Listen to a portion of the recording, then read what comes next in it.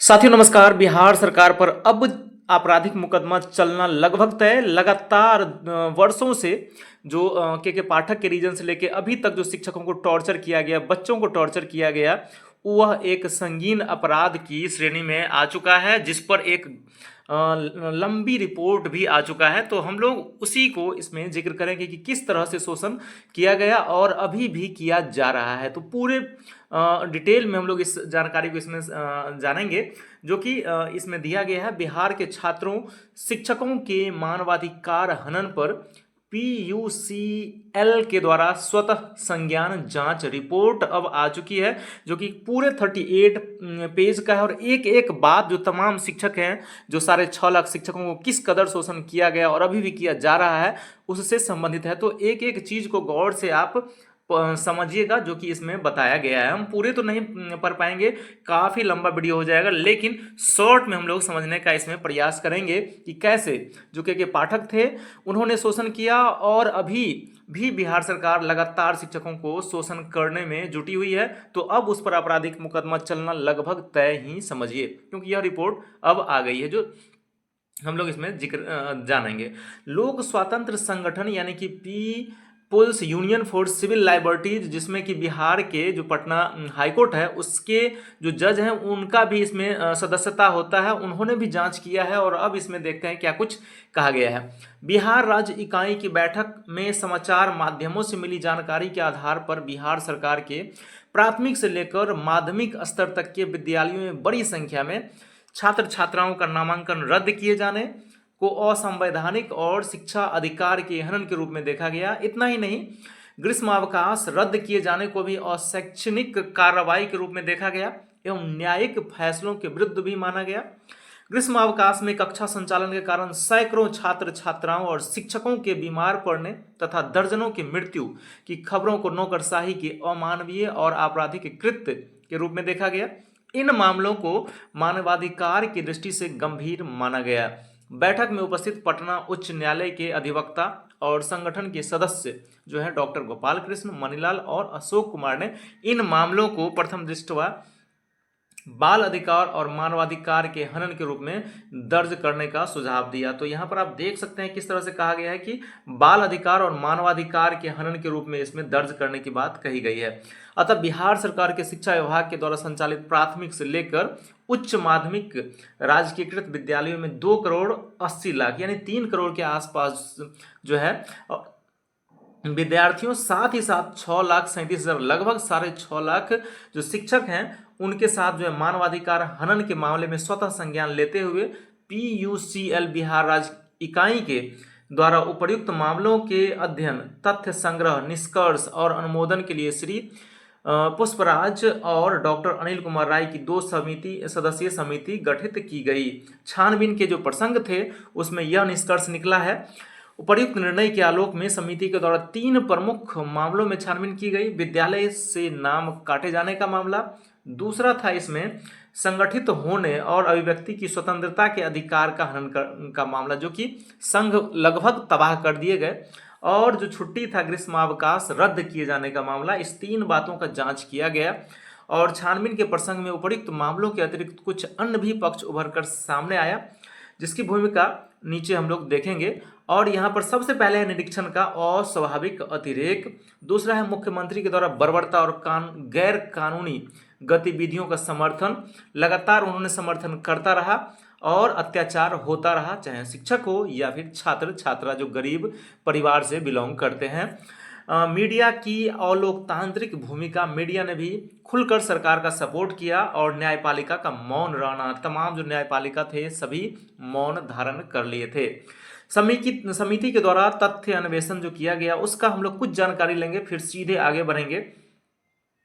विद्यालय से नाम काटे जाने का तो सबसे पहला मामला है, जिसमें बताया गया कि लगभग 24 लाख बच्चों के नाम काटे जाने की खबर प्रकाशित की गई 6 जनवरी 2024 को। जो दैनिक भास्कर था इसमें तथ्य दिया गया है कैसे कैसे बच्चों का जो है नाम इसमें काटा गया, और इन सभी का डिसीजन ले रहे थे जो अपर मुख्य सचिव थे उस वक्त के पाठक, और इन्हीं के द्वारा ये सारा का सारा डिसीजन लिया जा रहा था। हम लोग कुछ मुख्य बातों को इसमें जानेंगे, टोटल बात हम जान इसमें नहीं पाएंगे क्योंकि ये 38 पेज का लंबा जो है इसमें रिपोर्ट प्रस्तुत किया गया है।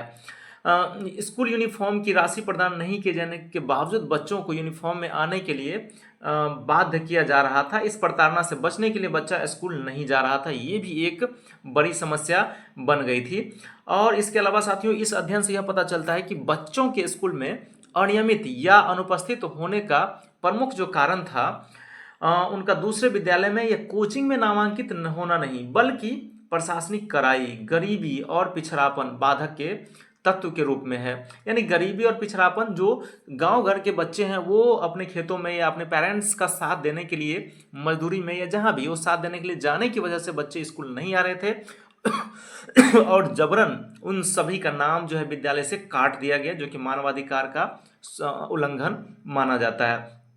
संगठित होने और दूसरा जो शिक्षकों के साथ जो किया गया, संगठित होने और अभिव्यक्ति की स्वतंत्रता के अधिकार के हनन का मामला। जी हाँ साथियों, आपको पता ही होगा बीपीएससी से जब बहाली हो गया था तो कुछ शिक्षकों के द्वारा संघ निर्माण की प्रक्रिया जोर शोर से की गई और ऐसे में जो है उन पर आरोप लगाया गया कि वह अभी जो है बहाल होकर के आए हैं और संघ बना रहे हैं, उस पर जबरदस्त कार्रवाई की गई। इसमें हम देखेंगे कन्हैया प्रसाद श्रीवास्तव, निदेशक माध्यमिक शिक्षा की संचिका, यहाँ पर आप देख सकते हैं दिनांक के साथ, सभी जिला शिक्षा पदाधिकारियों को सूचित किया गया कि प्राथमिक एवं माध्यमिक विद्यालयों में किसी संघ को शिक्षा विभाग के द्वारा मान्यता प्राप्त नहीं है, अतः किसी संघ की स्थापना करने या किसी संघ की सदस्यता लेने को गंभीर कदाचार माना जाएगा और ऐसे शिक्षकों के विरुद्ध जो है कठोर अनुशासनिक कार्रवाई की जाएगी, ऐसा उनके द्वारा कहा गया। जिसमें रेखा कुमार, निदेशक उच्च शिक्षा के द्वारा भी इसी आशय का पत्र सभी विश्वविद्यालयों को भी जारी किया गया। यहाँ पर बबीता कुमारी के द्वारा जो बीपीएससी उत्तीर्ण शिक्षिका जो थी, उनके द्वारा संघ बनाने के कारण चेतावनी देते हुए प्रेस विज्ञप्ति भी जारी कर दिया गया था।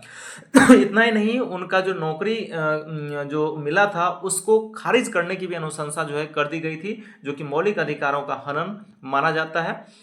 इसके अलावा साथियों, इसमें आगे जो इस रिपोर्ट में बताया गया है, इसी तरह की बात जो है परिवर्तनकारी प्रारंभिक शिक्षक संघ के प्रदेश अध्यक्ष बंशीधर ब्रजवासी भी बताते हैं। उनको अपर मुख्य सचिव के पाठक के द्वारा शिक्षकों और अधिकारियों के साथ गाली गलौज करने का विरोध करने के कारण बर्खास्त कर दिया गया और लगातार वो बर्खास्त चल रहे हैं। इस तरह के कई कार्रवाई कई शिक्षकों और शिक्षक संघ के जो नेता हैं उन पर किया गया, जो बर्बरतापूर्ण है। इतना ही नहीं, यहाँ पर आप देख सकते हैं कि पारंपरिक छुट्टियों में मनमानी कटौती पर शिक्षकों की प्रतिक्रिया को शांति व्यवस्था भंग करना बताया गया। ये थोड़े से कुछ न उन शिक्षकों के मामले हैं जिनसे यहाँ पर संपर्क करके जो है यह बताया गया, जानकारी लिया गया। अब हम आते हैं ग्रीष्म अवकाश, जो सभी लगातार परंपरा रही है वर्षों से ग्रीष्म अवकाश देने की, जिसमें शिक्षक और छात्र दोनों की छुट्टी रहती है। यहाँ पर जो बताया गया है ग्रीष्म अवकाश एवं अन्य छुट्टियों के रद्द किए जाने का मामला।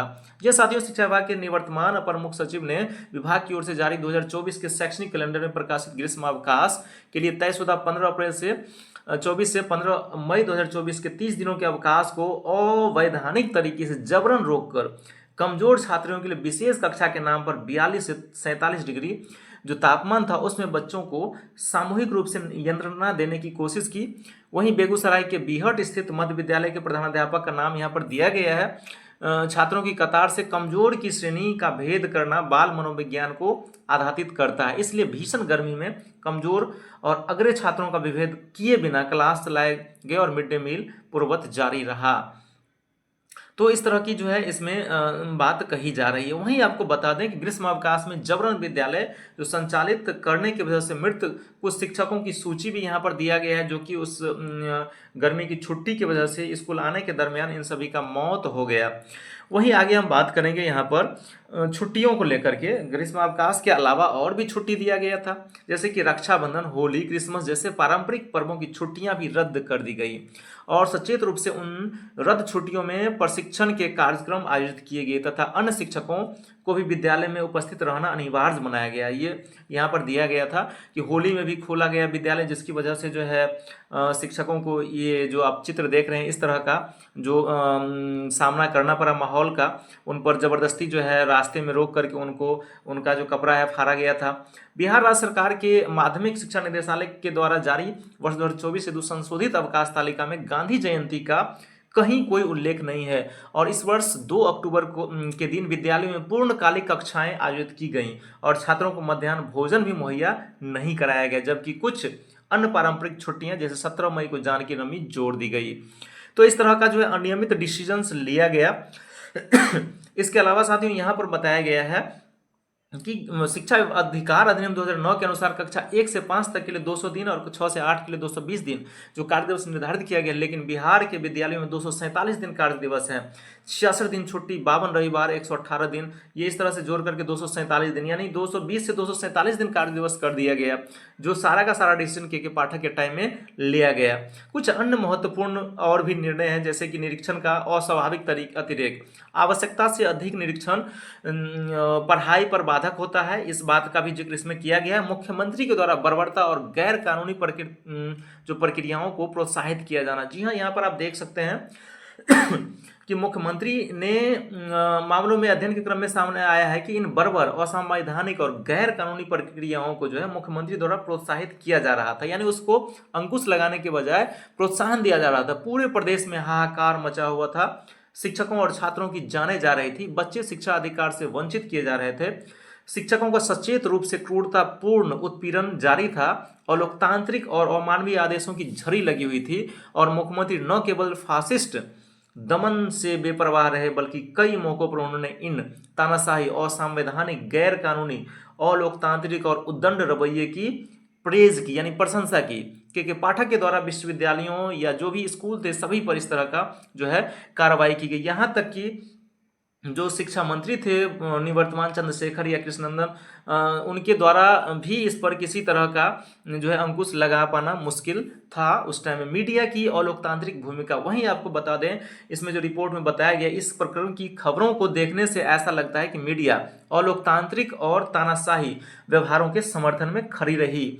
वह के पाठक के असंवैधानिक, गैर कानूनी, दमनात्मक आदेशों का भी महिमा मंडन करती रही और एक अधिकारी को सुपरमैन और हीरो के रूप में पेश करती रही। उस समय की खबरों को देखने से पता चलता है कि मीडिया के द्वारा बच्चों के नाम काटे जाने, शिक्षकों पर प्रशासनिक हमले किए जाने, संघों को समाप्त किए जाने, छुट्टियों को रद्द किए जाने आदि आपत्तिजनक और विरोध मूलक मामलों की भी प्रशासनिक सुधार के रूप में पेश किया गया तथा प्रताड़ना और अधिकारों के हनन के पक्ष को उजागर होने से रोका गया। यानी जो शिक्षकों के साथ और छात्रों के साथ हो रहा था बर्बरतापूर्ण कार्रवाई, उसको एक हीरोगिरी की तरह दिखाया गया और इस तरह मीडिया अलोकतांत्रिक और संवैधानिक तानाशाही कार्रवाइयों के पक्ष में खड़ा रहकर आम जन का ब्रेन वॉश करने की भूमिका निभाता रहा है। यानी किसी भी तरह से बगैर शोध किए हुए आम जन को खुश करने के लिए जो कार्रवाई किया गया उसको इन्होंने महिमा मंडन करने का पूरा काम किया। निष्कर्ष यहाँ पर निकलता है कि विभिन्न समाचार पत्रों और आदेशों के अध्ययन तथा पीड़ित समुदाय से किए गए संपर्कों के परिणाम स्वरूप जो PUCL की समिति एक मत से इस निर्णय पर पहुंची है कि बिना किसी सर्वे के केवल अवधारणात्मक आधार पर एक अधिकारी के आदेश से 24 लाख बच्चों का नाम शिक्षा प्रक्रिया से हटा दिया जाना घोर असंवैधानिक और बाल अधिकार के विवेकहीन एवं उच्चश्रृंख उल्लंघन मामला है। पहले बिना किसी आधार के यह निर्णय लिया गया कि स्कूल न आने वाले बच्चे अपराधी हैं, फिर एक आदेश से उनका नाम काट दिया गया। यह पहले गोली मारकर फिर उसे अपराधी करार देने जैसा है। कानून की औपचारिक भाषा में यह टारगेट किलिंग है। अतः संविधान का अनुच्छेद 13(2) यह व्यवस्था देता है कि राज्य ऐसी विधि नहीं बनाएगा जो इस भाग द्वारा प्रदत्त अधिकारों को छीनती है या न्यून करती है। यहाँ पर आप देख सकते हैं कि लगातार जो कई मौलिक अधिकार हैं 364, 3, 4, उसके अलावा 46, 39 का अंग 45, इन सभी धाराओं का जो है उल्लंघन सरेआम किया गया और इस पर किसी ने कोई भी प्रतिक्रिया नहीं दी। शिक्षा अधिकार को जीवन के अधिकार के साथ जोड़कर देखने पर यह लगभग 25 लाख बच्चों का एक झटके में नरसंहार दिखाई देता है। ज्ञात इतिहास के किसी भी काल में यह जो है अपघटित घटना है। अतः यह एक जघन्य एवं क्रूर अपराध है। यह जघन्य अपराध जो है राज्य के द्वारा किया गया है, यानी कि इसमें सीधे तौर पर राज्य को दोषी माना गया है। यह असंवैधानिक ही नहीं, असामाजिक और अमानवीय घटना भी है, जैसा कि इस रिपोर्ट में बताया गया है। इसके अलावा साथियों आपको बता दें कि यह मौलिक अधिकार भी अनुच्छेद 13(2) और 368(3) और 4 के अनुसार अपरिवर्तनीय और अनुलंघनीय है। आगे जो इसमें बताया गया है कि गर्मी छुट्टी को रद्द किए जाने को यदि केरल हाईकोर्ट के फैसले के परिप्रेक्ष्य में देखें तो यह शिक्षक के साथ ही छात्रों के मानवाधिकार के हनन का मामला बनता है, जो नीचे केरल हाईकोर्ट के द्वारा एक डिसीजन दिया गया था, वह भी इसमें अटैच किया गया है।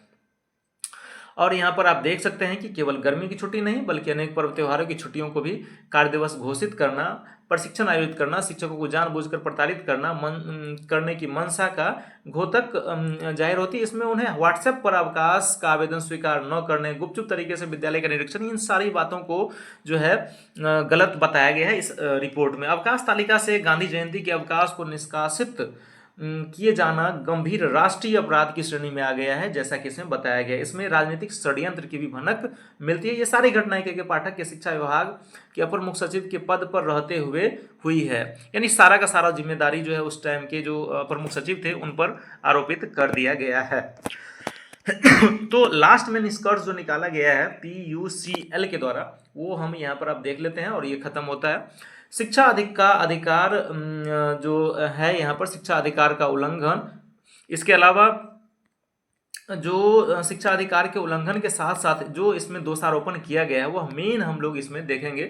तो यहाँ पर बताया गया है कुल 8 या 9 पॉइंट है। इसमें कहा गया शिक्षा अधिकार शिक्षकों के संघ निर्माण और व्यक्ति की स्वतंत्रता को जानबूझकर कुचलना संविधान और मानवाधिकार की दृष्टि से आपराधिक कृत्य है। ये टोटली जो है अपराध है और यह आपराधिक कृत्य पूर्व अपर मुख्य सचिव के पाठक के आदेश या निर्देश से उनके कार्यकाल में घटित हुआ है। अतः ऐसे अधिकारी के विरुद्ध दंडात्मक कार्रवाई होनी चाहिए ताकि ऐसी घटनाओं का पुनरावृत्ति न हो सके। के पाठक के जो प्रताड़नात्मक रवैये के कारण कई शिक्षकों और छात्रों की जानें गई, अतः उन्हें हत्या के अपराधी की तरह चिन्हित करके न्यायिक कार्रवाई की जानी चाहिए। मर्डर का टोटली आरोप उन पर लग रहा है, चाहे वो ACS जो पहले के पाठक थे या वर्तमान सरकार जो है उस पर। उच्च अधिकारियों को यह अनुदेश दिया जाना चाहिए कि वे अपने कनिष्ठ अधिकारियों एवं कर्मियों की से भ्रष्टाचार पूर्वक एवं सदायस्ता से पेश आए। उच्च अधिकारी अपने अधीनस्थों से सहयोगात्मक और समस्याओं के प्रति निवारणात्मक रूप रखें, न कि दंडात्मक। इसके अलावा ग्रीष्मावकाश के दौरान कार्य करते हुए जो मृत शिक्षकों की सूची है उन्हें ड्यूटी पर मारने वाले कर्मचारियों की श्रेणी में गिनती करते हुए उनके परिजनों को इसका मुआवजा मिलना चाहिए। साथ ही ग्रीष्म अवकाश के दौरान कक्षा संचालन के क्रूर आदेश के कारण जो शिक्षक और कर्मी छात्र बीमार हुए उन्हें भी मुआवजा दिए जाने की बात इसमें कही गई है, सिफारिश की गई है। शिक्षा विभाग के पूर्व अपर मुख्य सचिव के पाठक के कार्यकाल में जिन शिक्षकों पर बोलने, विरोध करने, सोशल मीडिया पर प्रतिक्रिया देने आदि का महाअभियोग लगाकर वेतन बंद करने या फिर निलंबित करने, बर्खास्त करने की कार्रवाई उसे अविलंब वापस लिए जाने की बात इसमें कही गई है। और यही शिक्षा विभाग ने अपनी कार्रवाइयों से शिक्षकों को अपमानित और प्रताड़ित किया है। विभाग के रवैये के कारण अनेक शिक्षकों की मौत भी हुई है। इसके लिए अपनी गलती स्वीकार करते हुए माफी मांगने की बात इसमें कही गई है। और आगे इसमें बताया गया है लास्ट में, शिक्षा विभाग के अनुचित आदेश के कारण लाखों बच्चों जो स्कूल से बाहर हुए, ग्रीष्मावकाश में स्कूल खोले जाने के कारण अनेक बच्चे बीमार हुए और मृत्यु को प्राप्त हुए। शिक्षा विभाग अपने इस अपराध को स्वीकार करते हुए अभिभावकों और बिहार की जनता से माफी मांगे। और लास्ट में 2 पॉइंट इसमें बचा है कि पाठक के आदेश के कारण जिन बच्चों का नाम स्कूल से काटा गया उनकी सूची से पुनर्नामांकित बच्चों की सूची का मिलान किया जाए और जो बच्चे पुनर्नामांकन से वंचित रह गए उन्हें फिर से एडमिशन लिया जाए। फाइनली साथियों, शिक्षा विभाग के अपर मुख्य सचिव के पद पर रहते हुए के पाठक के द्वारा स्वयं या उनके निर्देश पर अनेक असंगत और न्याय विरोधी आदेश पारित किए गए थे, इसलिए उनके कार्यकाल के आदेशों निर्देशों की पुनर्समीक्षा की जाए। जैसा कि छुट्टी की कटौती की गई थी, गर्मी छुट्टी की कटौती की गई थी, इन सभी को कहा गया है कि पुनः समीक्षा करना और असंगत एवं न्याय विरोधी आदेशों को निरस्त किए जाने की इसमें बात की गई है। तो ये था एक एक करके उन तमाम जो शिक्षा विभाग में गलत डिसीजंस लिए गए थे जिनका खामियाजा अभी भी बच्चे और शिक्षक भुगत रहे हैं, उन सभी की समीक्षा होनी चाहिए।